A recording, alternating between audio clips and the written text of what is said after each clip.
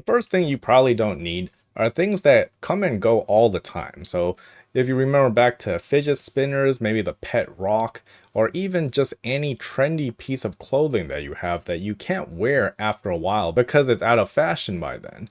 And when it's good, these things make you feel like you're a part of the crowd, and that's really a nice feeling. But after a little bit, when nobody is interested in them anymore and it's old news, then if you still have it, you're the weirdo. So that's why number one here are fads. Fads and things that are trendy for just a little bit, and I don't really spend time or money buying those things because I know they just end up in the closet and eventually in the trash.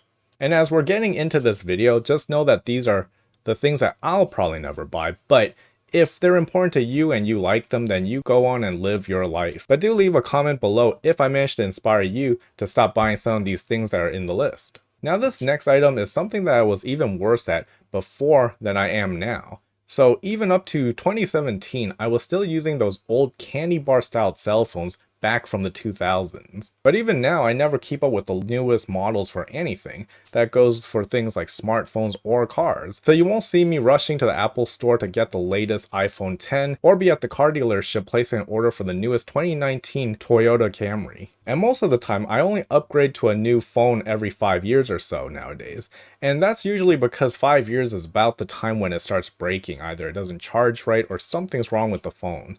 And in terms of cars, well, I still have an old 30-year-old car, which actually works really well for me because then I don't have to worry about it getting dinged or scratched up by other people whenever they smash their door into mine. Now for number three, you guys can probably guess this one by just looking at what's behind me, but I don't spend much on wall art or decorative items. Even that picture that you see behind me, that was actually something that someone gave me for these videos because of how empty my background was. Now going into number four, the municipality that supplies water in my area actually has a really good reputation for supplying us with good quality water that actually tastes really good. So for this number four, I actually never buy bottled water to drink at home.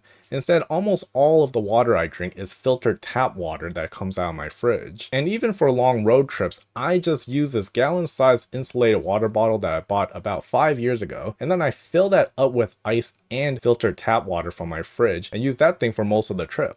And then last but not least, this is number five. And I used to have a really hard time with this because when I'm not feeling well and I'm under the weather, I kind of want the best medicines to help me feel better. And it took me years to realize and feel confident that generic branded medicines are basically the same thing for whenever you have colds, coughs, or fevers. It has the same active ingredients to make you feel better.